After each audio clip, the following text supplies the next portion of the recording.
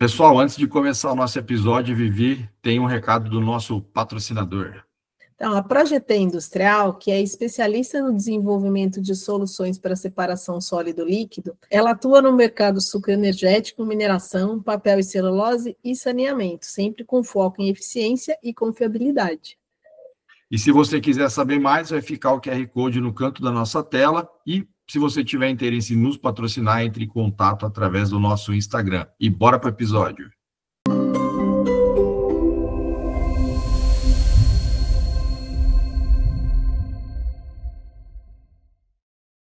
Olá, sejam bem-vindos ao nosso podcast Segurança com Leveza. Eu sou o André Ferraz e sim, esse é o podcast que trata de temas pesados na área de saúde e segurança, mas com a leveza necessária para você compreender e levar para o seu dia a dia ou para as operações onde você trabalha. Eu vou fazer minha audiodescrição. Eu sou um homem, pele branca, uso um óculos, cabelo castanho claro, curto, estou vestindo uma camisa polo listrada em tons de cinza. E vou passar agora a palavra para a Vivi apresentar. Antes de passar a palavra para a Vivi, quero pedir para vocês, para quem ainda não é inscrito no nosso canal, se inscreva.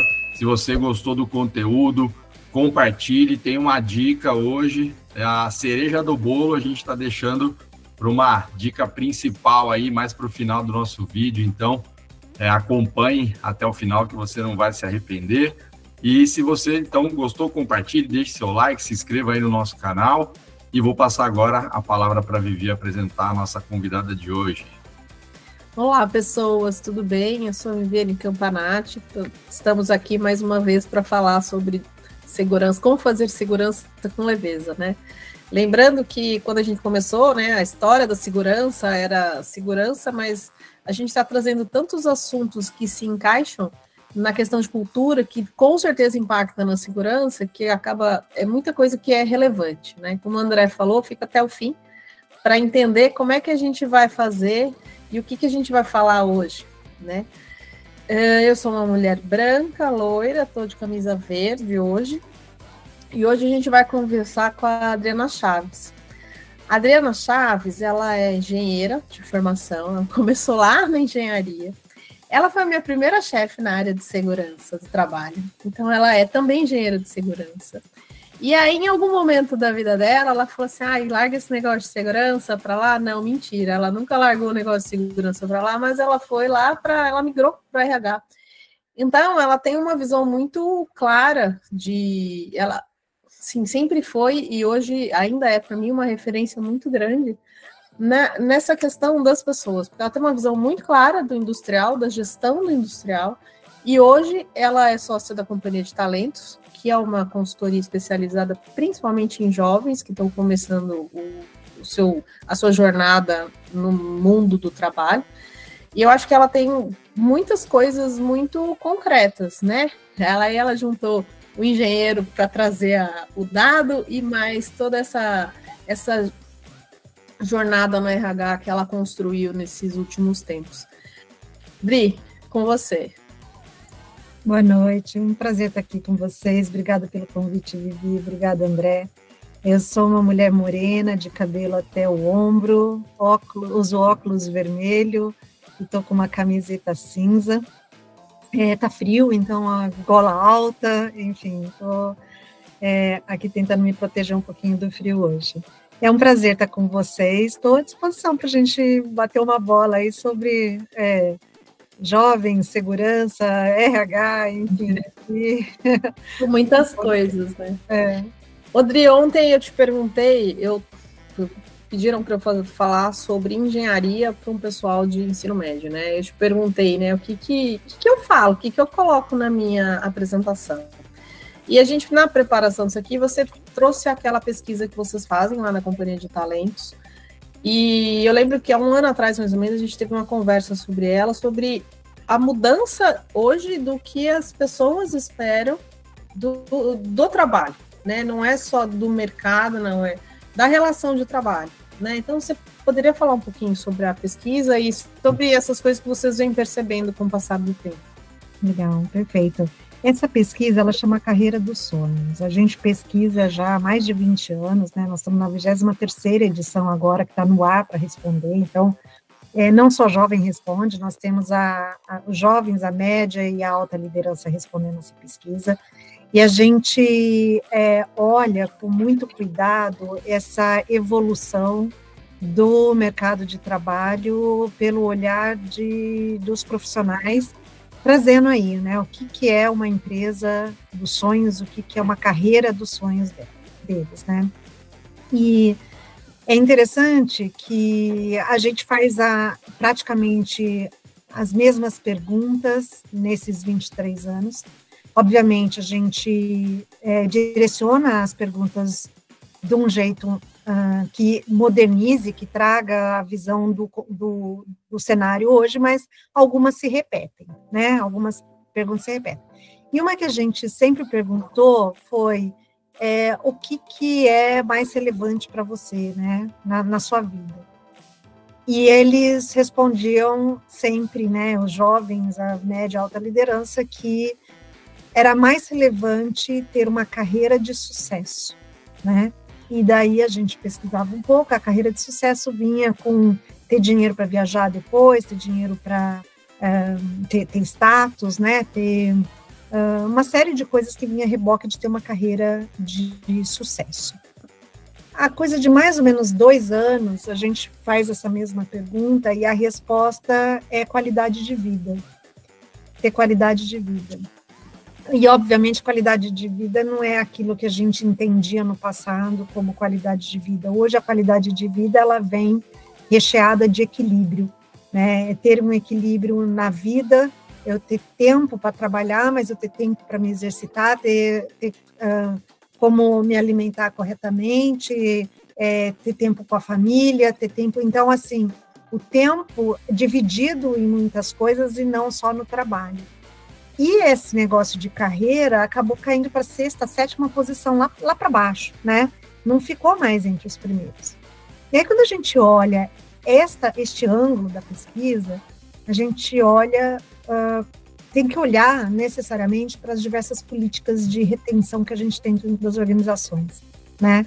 Não faz mais sentido ofertar uma série de coisas que a gente ofertava e ainda continua ofertando, para as pessoas que queriam carreira e hoje em dia elas querem qualidade de vida, né? Acho que as políticas de retenção, elas passam a ter outro viés, ela passa a ter outra necessidade de se enquadrar com esse momento das pessoas, né?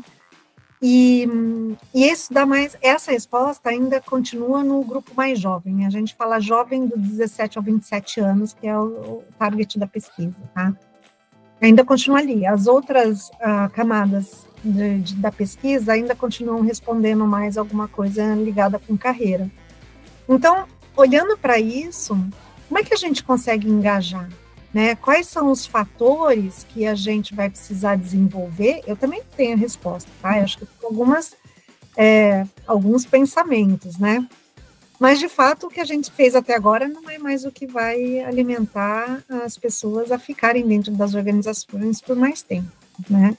E a gente está vendo na prática isso, né? Pessoas ficam pouco tempo, vão embora, desistem rápido, e o turnover nunca foi tão alto como é hoje em dia, né? E a gente trabalhou juntas, né, Vivi, lá na Unilever, e a gente via que o turnover da fábrica anual era menos de 2%. Né? Então, tudo que a gente fazia de treinamento para segurança, por exemplo, durava, né? As pessoas aprendiam e ficavam lá. Como é que você faz, por exemplo, para um público que tem um turnover tão alto, uma rotação tão alta de gente, para você manter a segurança das pessoas, né? Enfim, então eu acho que temos muito a refletir e mudar, né, neste momento. Com certeza. Eu acho que eu falo que a gente tem o bingo do podcast, né, que tem muitos assuntos que permeiam todos os episódios, independente do assunto, da especialidade, independente. Um deles é assim, a gente precisa mudar, né? Não dá para ser... O ano que vem não dá para ser igual, a gente precisa mudar agora, né? A minha pergunta é, você acha que as empresas, elas estão preparadas para esta resposta das pessoas? Não estão. Eu tenho a sensação de que, assim, nossa, nem me conta isso daí, sabe? Eu não quero nem ouvir, porque eu não sei o que eu vou fazer com isso, então não me conta. Não é aquela coisa assim de, nossa, vamos ver o que dá para fazer. Eu também não tenho a menor ideia do que dá para fazer, né? Mas, assim, eu tenho a sensação que, assim, nossa, não me conta. Vamos tentar aqui, fingir que nada está acontecendo e vamos sim, entendeu?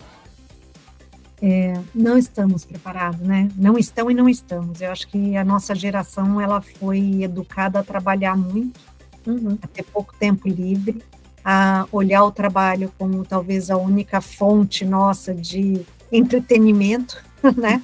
Que a gente, de fato, ficava muitas horas no trabalho, e dedicação exclusiva para a empresa, né? A nossa geração foi treinada assim, e é a nossa geração que está no comando das empresas hoje. Então, quando a gente olha, esse grupo trata o assunto como mimimi dos jovens, como os jovens não estão a fim de trabalhar, a juventude não quer mais nada. Então, ao invés de encarar o fato, eles só com esse tipo de informação não vão mudar a juventude, não vai mudar essas pessoas que estão entrando agora. De fato, não vai. Acho que a gente tem que encarar a realidade, né? E a gente foi fazer uma pesquisa também no meio do ano passado tá bom, quando muda gerações de um jeito tão forte como estamos vendo mudar agora, o que acontece? E a gente achou coisas preciosíssimas, assim, né? A gente achou uma revista da Manchete, lembra a revista Manchete?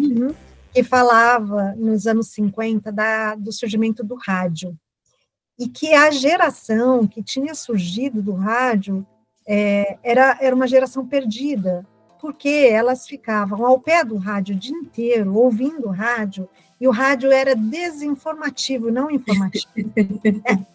Falava-se palavras de baixo calão, as novelas eram isso ou aquilo outro, era uma má influência para a juventude, e a juventude estava ao lado do rádio em pé, todos os dias, ouvindo aquelas coisas todas. Então, isso nos anos 50. Quando a gente faz depara para o que a gente ouve hoje, né, da internet, das redes sociais, do não sei o quê, a gente ouve a mesma coisa. É a mesma coisa. Então, é engraçado que a gente trocou a palavra rádio por internet no artigo, e o artigo ficou super atual. Eu estou falando no artigo de 1953, né? Mas uma coisa que eu percebo, assim, eu acho que as empresas já estão buscando subterfúgios para poder atrair e manter os talentos. Por exemplo, algo que eu acho que não tinha antes, né, que a gente não via, como carreira em Y, né? Antes não se via muito isso. Então, acho que isso já é uma adaptação das empresas, né? Agora, um ponto também, né, que você estava trazendo, Adriana, que, né, antes as pessoas entravam na empresa e às vezes ficavam bastante tempo, mas acho que um dos pontos era um ponto que você trouxe, né, que assim, era aquela única fonte de renda. Então, de repente, a pessoa estava trabalhando, ela fala, se eu perder o meu emprego, agora hoje em dia, não, a gente vê, eu acho que traz uma tranquilidade que eu percebo, né, para os mais jovens, enfim, é que você tem hoje N possibilidades de outras rendas. Pior das hipóteses, né, igual a gente não desmerecendo nenhuma categoria, mas a gente vê, às vezes, muitas pessoas formadas como motorista de aplicativo, por exemplo, ou entregando iFood, tá tudo bem. É uma renda, a pessoa não vai passar fome mais se ela não tiver aquele trabalho. Então, eu acho que isso faz com que eles tenham mais tranquilidade para poder falar, opa, peraí. Então, assim, se não tá bom nessa empresa, eu não tô feliz, não tá legal, e aí ela fala, vou pensar na minha qualidade de vida, eu tenho outras opções para eu escolher de trabalho. De repente, acho que isso pode ser um ponto que impacta bastante também. O que você acha? Pode ser, André, mas eu acho que tem outros fatores também. Eu acho que esse é um fator, né? Quer dizer, de fome eu não vou morrer, né? Vou me virar de alguma forma. Mas tem outros fatores também que acho que a gente que criou essas crianças que estão entrando no mercado de trabalho, não foi, né? Isso. Nós temos chocadeiras, né? Essas crianças viram tanto que a gente ralou na vida, né? Essas crianças falaram, gente de Deus, por que eu tenho que, né?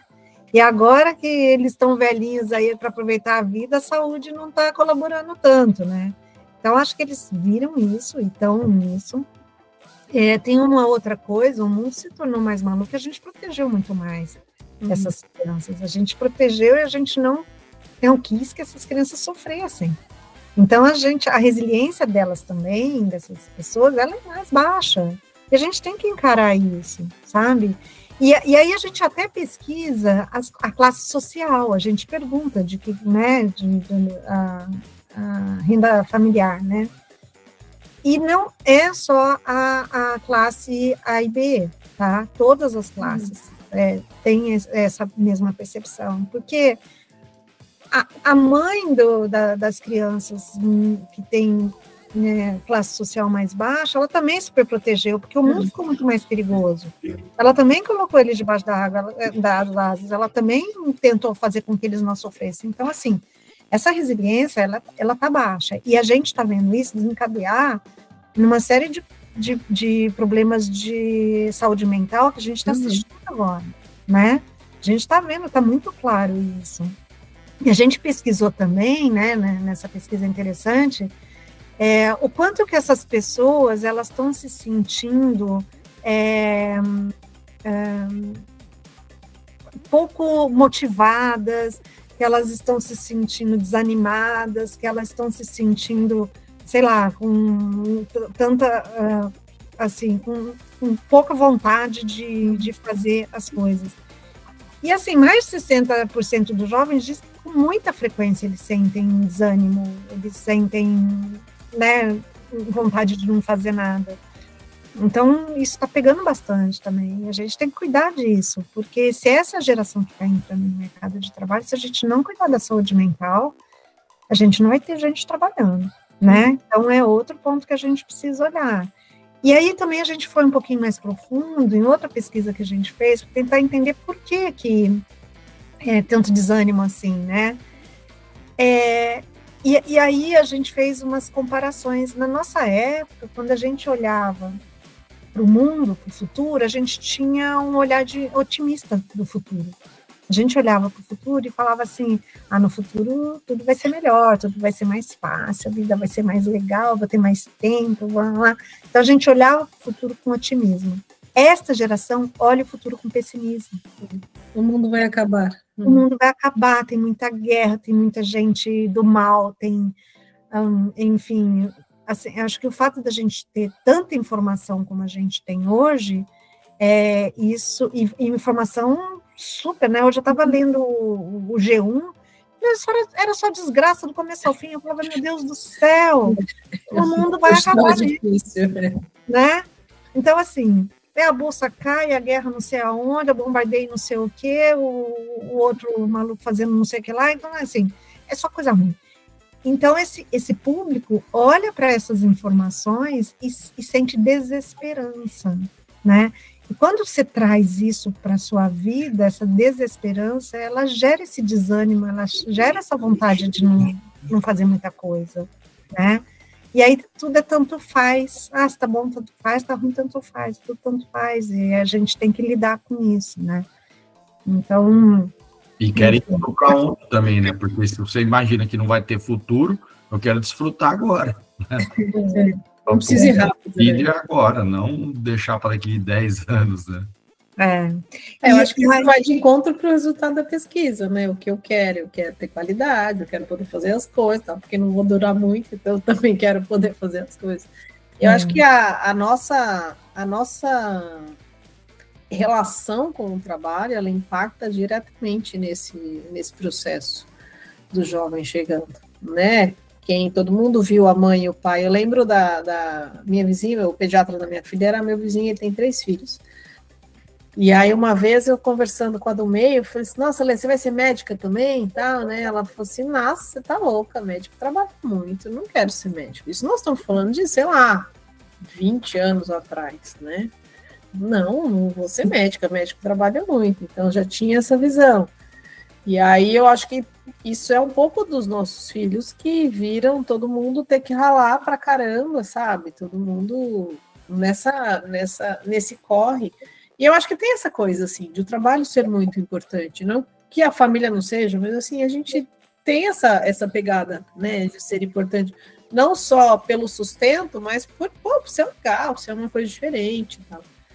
Então, eu acho muito cultural também, né, Viviane? Porque a gente se realiza com o trabalho, porque a gente é visto e valorizado também pelo trabalho nosso, né?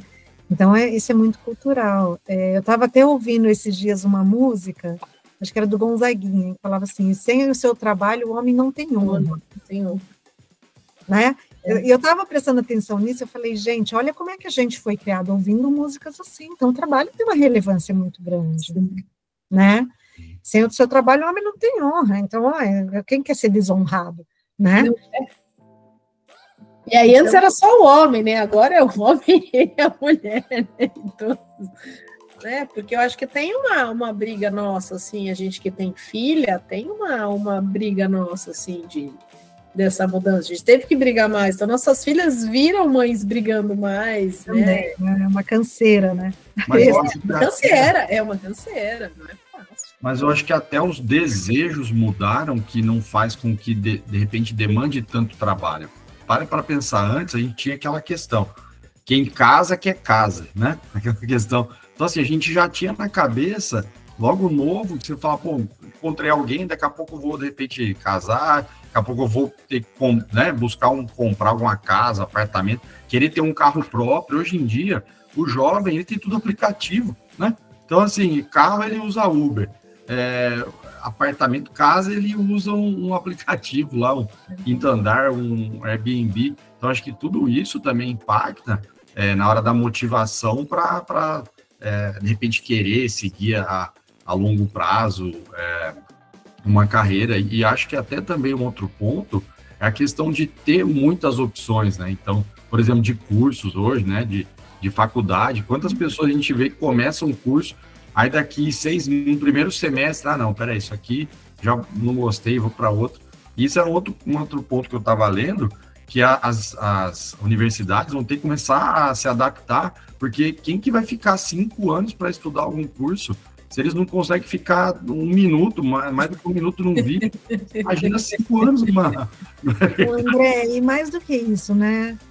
Como as coisas mudam tão rápidas, em 5 anos, vou pegar a engenharia elétrica, que é a que eu fiz, né? Pega engenharia elétrica. A hora que você terminar daqui 5 anos um curso... Tem que começar de novo. Mudou tudo, né? Então, a gente vai ter que revolucionar a educação, sem dúvida, né? Porque a velocidade das mudanças das coisas, né, da tecnologia e tudo mais, tão rápida, que eu vou ficar estudando o quê? Né? Para daqui 5 anos não valer mais nada, né? Então, existe até os estudos dizendo aí que em 3 anos o nosso conhecimento está atrasado já, né? A faculdade dura 5, então tem uma coisa errada já ainda, né? Nesse e essa é uma conta muito louca para fazer, né? É muito louca, porque você, ao mesmo tempo que você precisa da formação, você sabe que a formação não consegue acompanhar. E aí você ainda tem professores que estão dando o mesmo processo de ácido sulfúrico que eu aprendi lá na faculdade, porque a intenção não é você saber fazer ácido sulfúrico, você não vai fazer ácido sulfúrico, é você entender como é que funciona o processo. Tanto faz se está fazendo ácido sulfúrico ou se você está fazendo, sei lá, fenol, né? Tanto faz o que você está fazendo. A intenção é você crie as relações do seu cérebro de como é um processo químico dentro de uma indústria. Esse foi o objetivo. Mas aí eu procuro no Google e falo assim, não, mas ninguém faz mais isso desse jeito. Então não vale a pena. Então não vou. Então o curso inteiro não vale a pena. Então a educação, de maneira geral, eu acho que está num momento grande de tem que se reinventar, né? Bastante. Sem dúvida. Meu filho fez um curso. Ele fez faculdade, os 4 anos, nenhuma prova. Foi totalmente prático. Em cima do seu filho? Meu filho. Fez na Inglaterra, né? Totalmente prático. Ele não fez uma só prova durante todos os 4 anos. Olha que legal. Olha que benção, esse é um sonho, hein? Fazer prova. Não é? E ele não sabe menos do que quem fez o curso. Com certeza, prova não muda nada. Mas aí ele é avaliado o tempo todo, né? Prova é só pressão psicológica, né? Que faz ali para... O tempo todo, então... Se é prático, ele é avaliado o tempo todo. Exato. E saber fazer. Mas isso é, por exemplo, igual a questão de inglês hoje em dia, né? A pessoa vai fazer entrevista, sabe falar inglês, tem o curso e das quantas, ela tá bom. Consegue falar? Não, falar já é. Isso, tem prática. Se consegue praticar, tá tudo bem, não importa se tem curso ou não, né? Exato. E acho que tem outra curiosidade dessa pesquisa, que a gente perguntou se eles queriam ser líderes, né? Os jovens queriam ser líderes no futuro. 60% diz que não quer ser líder, né? Nossa, 60%? É muito alto. E aí, até a organização do trabalho, a forma da gente organizar os organogramas e as caixinhas, precisa mudar urgentemente. Não é através do que a gente escolhe mais, né? Do que é ser líder, vai valer. Não é mais, né? É outro tipo de liderança, que vai ser uma liderança muito mais pelo processo, pelo projeto, pelo conhecimento, que vai acontecer naturalmente, que vai fluir ali, do que uma hierarquia formal, né? Rodrigo, e aí, para mim... Desculpa, pode falar. Não, o líder, ele pode ter esse nome, essa coisa, mas ele vai ser muito mais um líder facilitador, vai ser muito mais aquele que vai ter boas conversas, aquele que vai muito mais entender as angústias, né, e ajudar a tratar essas angústias, do que a pessoa de comando e controle, como a gente ainda vê hoje, né? Então, até isso a gente precisa rever, isso também é retenção, uma forma nova de trabalhar, porque quando a gente continuar tendo os líderes aqui, eu mando e você obedece, que tem muito, né, e quando a gente vai ver os índices de burnout e fazer as analogias, a liderança tem um papel enorme dentro disso, a gente vai ver que não estamos sabendo lidar mesmo com essa nova liderança que precisa emergir, né, dentro das organizações. Rodrigo, eu estou pensando em algumas coisas aqui, essa questão da liderança, né, quando eu faço treinamento, principalmente para equipe de segurança, muitas vezes os técnicos, eles falam assim, mas eu não sou chefe de ninguém, para que eu tenho que fazer um treinamento de liderança? Já escutei isso milhões de vezes. E o que eu sempre falo você tem que ser líder do processo de segurança. Quando você estiver dentro de um projeto de segurança, você é o líder. Então, você não precisa aprender só liderar. A questão não é só de liderar pessoas, ser chefe de pessoas, é liderar processo. Para liderar processo, você tem que entender as pessoas, tá? Mas, de qualquer maneira, mesmo que seja liderança por experiência ou por afinidade, vamos dizer assim, tem a lida com a pessoa, com as pessoas. Independente do que a gente está falando, assim, a liderança, ela, em algum momento, eu vou ter que lidar com pessoas. Você acha, isso me ocorreu agora, nesse instante, você acha que a relação com pessoas impacta nisso daí? Tipo assim, como eu me relacionar na rede social é mais fácil, e eu imagino que me relacionar com pessoas é muito mais difícil, eu não gosto de gente, eu gosto de gato, né? Então eu não quero liderar mesmo, porque daí eu vou ter que ter mais contato com pessoas, o que não é uma verdade absoluta quando você fala do mundo de trabalho. Mas assim, você acha que tem esse impacto não diria da rede social, mas das conexões sociais que a gente tem ultimamente? Eu acho que sim, e tem um grande culpado aí, que foi a pandemia, né? A pandemia afastou a gente, colocou a gente em casa, a gente passou a lidar muito mais no virtual do que no real, né? Tanto é que a gente, forçando as pessoas a voltar, né, para o presencial, o que a gente mais está tendo é atrito entre pessoas. Ou a pessoa que vai e se fecha no seu mundo e não se relaciona com ninguém. Está tendo muito problema em relação a isso. Acho que a gente desaprendeu a sociabilizar com a pandemia. Então, eu acho que tem um componente, sim. Eu não vou liderar pessoas, eu tenho que lidar com esse monte de problema o dia inteiro de gente. Não quero, não sei, eu não gosto, né? Não tenho nenhuma pesquisa que referende isso, mas essa é a minha percepção, né? Eu acho que o que nós desaprendemos foi sociabilizar, e isso nós estamos sentindo dentro das organizações na prática. Está muito difícil voltar, porque as pessoas não veem mais o significado do sociabilizar, né? Elas falam assim, mas para que eu vou até lá na empresa, ficar 2 horas para ir, 2 horas para voltar, para ficar no meu computador? Eu não vejo razão nisso. Só que o ficar no computador, tem o café, tem o almoço, tem o desce e sobe do elevador, tem o relacionamento que se conecta aí neste lugar, que é a sociabilização. E eles não veem isso mais como relevante, como imprescindível. Então, a nossa geração que frequenta o ambiente de trabalho e se sociabilizou dessa forma, sente até saudade. Eu sinto, eu falo assim, nossa, faz tempo que eu não vou almoçar com a turminha do trabalho, faz tempo que eu não vou lá no café, tomar um cafezinho. E os poucos dias que eu vou no presencial, eu amo, eu adoro. A hora que eu subo no carro de volta, 2 horas para voltar para casa, eu começo a me questionar por quê, né? Então, eu também virei uma antissocial, né? E eu acho que todos, de certa forma, acabam virando isso. Só que faz falta, porque as melhores amizades que eu tenho são as que eu fiz no trabalho. As melhores. E eu acho que isso não é realidade para meus filhos que trabalham a maior parte dos dias online, né? Que já entraram no mercado de trabalho no meio da pandemia, que já entraram nesse esquema do primeiro online agora no híbrido, eles não têm a mesma conexão com as pessoas que eu tenho até hoje, né? Então, eu acho que tem.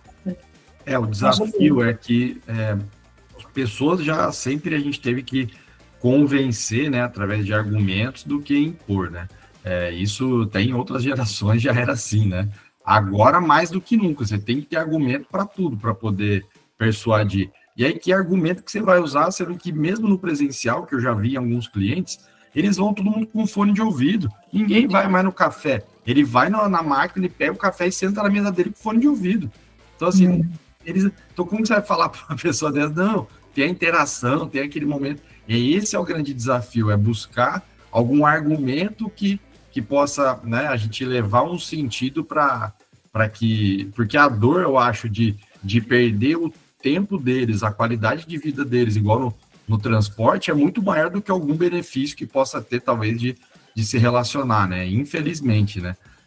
Que aqui na segurança, a gente tem algumas operações que não tem como, né? Você tem lá uma indústria química rodando, você tem equipe de produção de operação, né, que tem que estar ali junto, ou linha de produção, né, de alguns processos, que aí tem que estar junto ali, tem que interagir. Mas acho que quando a gente fala em termos de atividades administrativas, eu acho que vai ficar cada vez mais desafiador da gente encontrar esse argumento que possa fazer sentido para que a pessoa fale, não, poxa, eu quero voltar.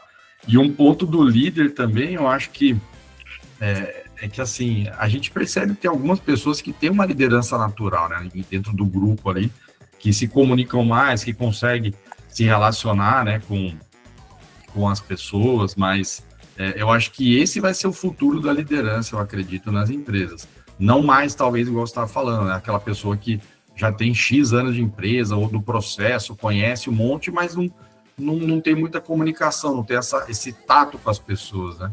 Não consegue, talvez, se conectar, perceber se a pessoa do lado não está bem naquele dia.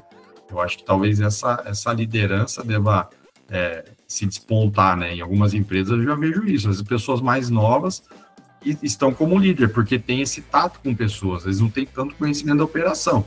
Mas aí a pessoa que conhece a operação vai estar junto na equipe deles, né? Eu adoraria que já estivéssemos nisso, pessoas com tato de lidar com gente na liderança. Eu adoraria. Ainda, talvez cheguemos lá, André, mas ainda não temos, não. Nós temos muito ainda histórico de bons técnicos que viraram líderes questionados pela liderança. E questionáveis também. Questionáveis, exato. Então, assim, eu acho que a gente ainda vai passar por isso, até porque liderança, para mim, ela vai passar a ser um requisito quase que informal e menos hierárquico, né? E eu acho que a carreira Y vai prover um pouco disso aí, mas nós temos que pensar urgente em formas de trabalho diferente, né? Caixinhas, organogramas, elas não vão funcionar mais para essa geração que está entrando, que questiona se querem ser líderes, se querem que querem qualidade de vida, que querem balanço, né, uma vida mais balanceada. Gente, eu também queria, eu só não estava numa geração que falava, de verdade. Sobre isso. Eu aceitava e o jogo era esse, agora essa teve coragem de trazer à tona. E quem não quer qualidade? Quem não quer balanço na vida? né? Acho que só aquele que tem um único via de viver, que é o trabalho. Quem tem mais do que isso, quer mais do que isso, e quer colocar as coisas num equilíbrio maior, né? Quantas vezes eu não converso com mães, né, da minha geração, que falaram, eu queria muito ter tido o tempo que eu tenho para o meu neto, que eu não tive com os meus filhos, né? Eu queria muito ter tido a qualidade de conversa, de diálogo que eu tenho com os jovens atuais, que eu não pude ter com os meus filhos. Então, a gente sempre quis, né? A gente sempre quis, a gente só não teve escolha ali. Agora, eu acho que essa geração está falando, peraí. E aí, o jeito mais fácil de criticar essa geração é dizer que eles não estão prontos para nada, que eles só querem o bem bom da vida. Agora, se adaptar a isso e tentar fazer diferente, né, é uma coisa que ninguém está vendo, né. E aí vocês falaram da cerejinha do bolo, né, deixei lá para o final. Boa. E a gente tem um olhar muito de o que as empresas estão pedindo para esses jovens nos processos seletivos, né? A gente faz um monte de processo seletivo dos jovens, em especial, para programas de estágio e trainee, e as empresas têm lá a lista de desejos quando elas querem que a gente busque os estagiários e os trainees, né? E pasmem o que elas buscam. Tudo aquilo que a nossa geração entregava, e é o que elas buscam hoje. Então, jovens, se preparem, sabe? Se preparem, porque vocês têm que passar nesse processo seletivo. Elas estão querendo que eles sejam adaptáveis, que eles tenham autonomia, que eles tenham uma carga de autoconhecimento bacana, que eles sejam abertos a aprender, que eles tenham capacidade analítica, que nós estamos perdendo isso como população em geral, porque tem um monte de artifícios que fazem essa análise para a gente, mas a gente precisa ter, até para julgar se aquilo que o ChatGPT da vida trouxe para a gente se é certo ou errado, né? Eles estão pedindo, olha isso, comprometimento, iniciativa e planejamento. Então, quando a gente olha, são coisas que não se pediam num processo seletivo para a gente investigar, porque a gente já trazia isso de casa. Comprometimento é uma coisa que já vinha de casa, né? Iniciativa, planejamento era uma coisa que a gente precisava fazer, né? Isso já vinha com a gente. Hoje se pede no processo seletivo, a gente investiga se esses jovens têm isso daí, né? Então, eu acho que é bem isso aí, pais, a gente precisa ajudar esses jovens também a se conhecerem, a se planejarem, a ter iniciativa, a não desistirem das coisas tão fáceis, né? Então, é assim, é muita experimentação, não gosto disso, troco por aquilo, não gosto disso. Não tive, eu não gostei da faculdade que eu fiz, eu fui até o fim, porque eu não tinha a oportunidade de fazer outra coisa diferente. Termina isso daqui, né?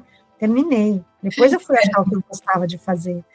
E tá tudo certo, né? E a faculdade de engenharia me deu uma super base, importantíssima, para tudo na minha vida. Mas isso você vê hoje, né? Enquanto você estava lá na faculdade, era na força do desespero, muitas vezes. Terminar esse negócio. Mas todos os jovens que vêm com dúvida, eu não sei se eu termino, se eu começo outra, eu falo, termina o que você está fazendo, não importa o que é, termina.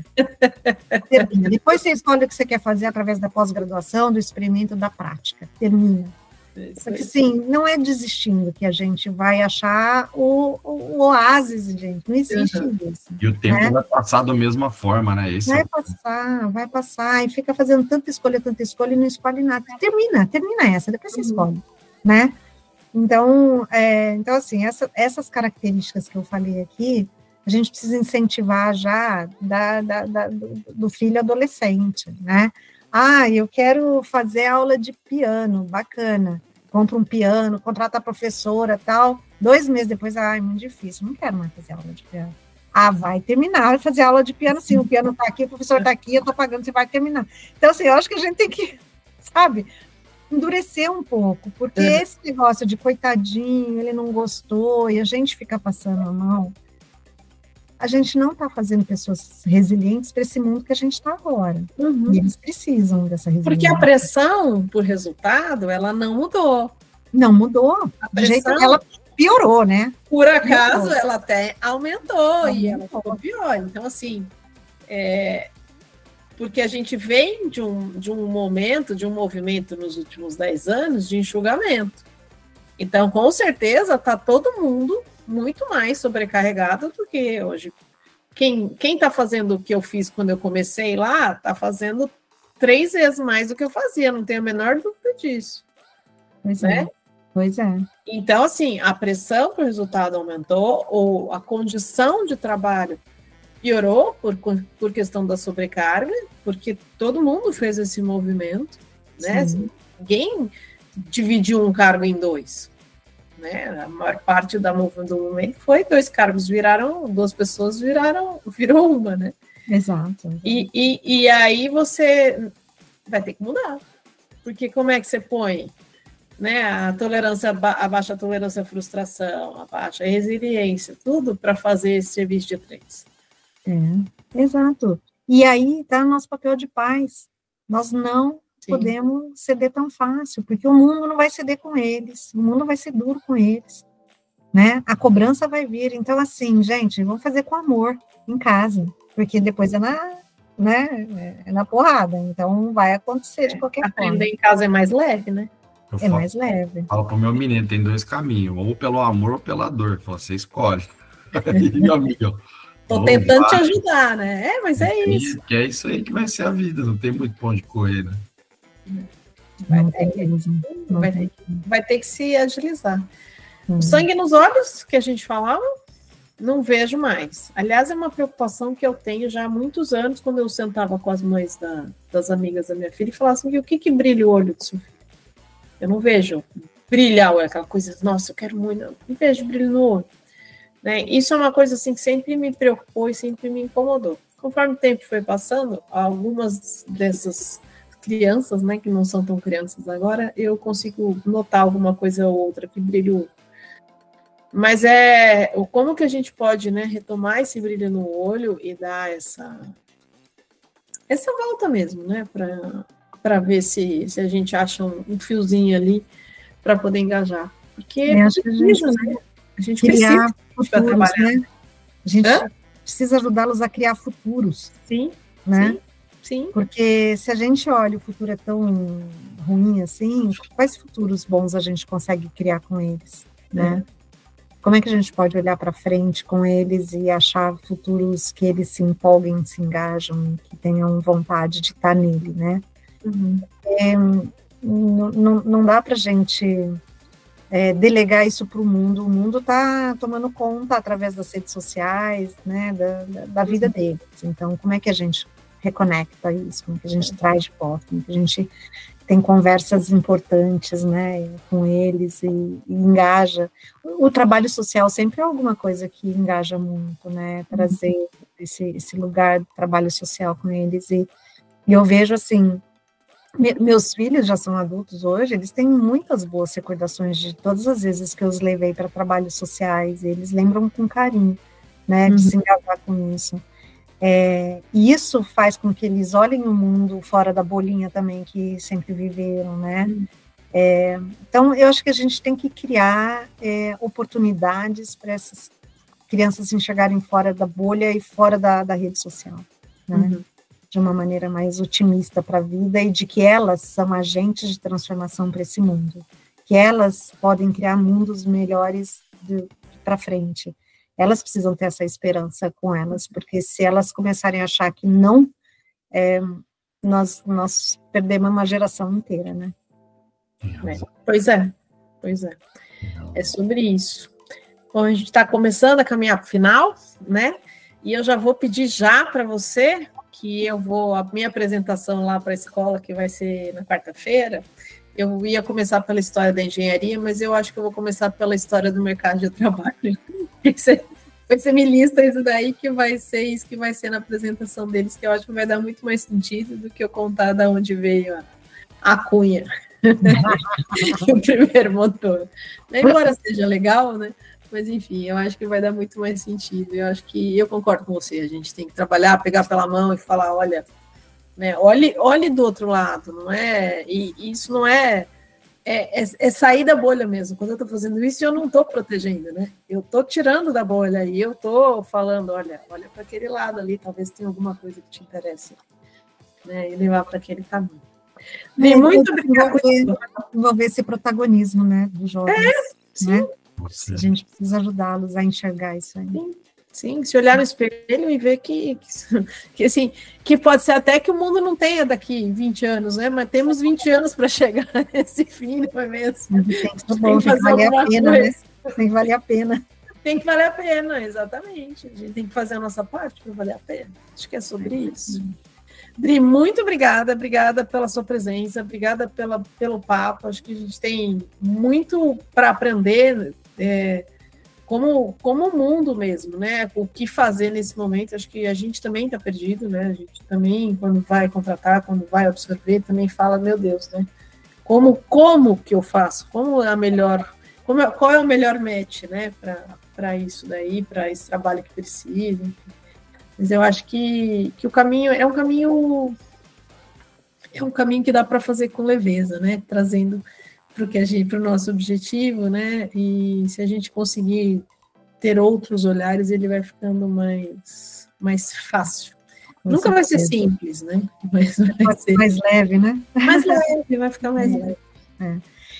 Para quem tem curiosidade sobre a pesquisa, dá para fazer o download dela no site carreiradosonhos.com.br. Então, é só fazer o download lá, e lá se responde a pesquisa que está no ar também.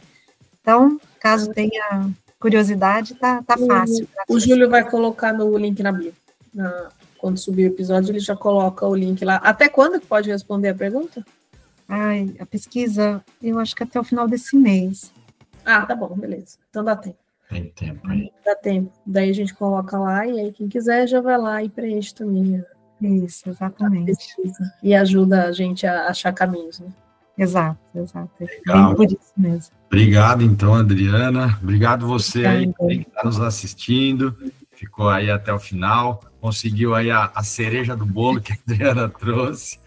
E não se esqueçam de se inscrever no canal, compartilhar o conteúdo se você achou relevante para você e para outras pessoas aí que você acredita que possa ajudar. Até o próximo episódio. Um abraço e tchau, tchau. Obrigada, gente. Tchau, tchau. Obrigada.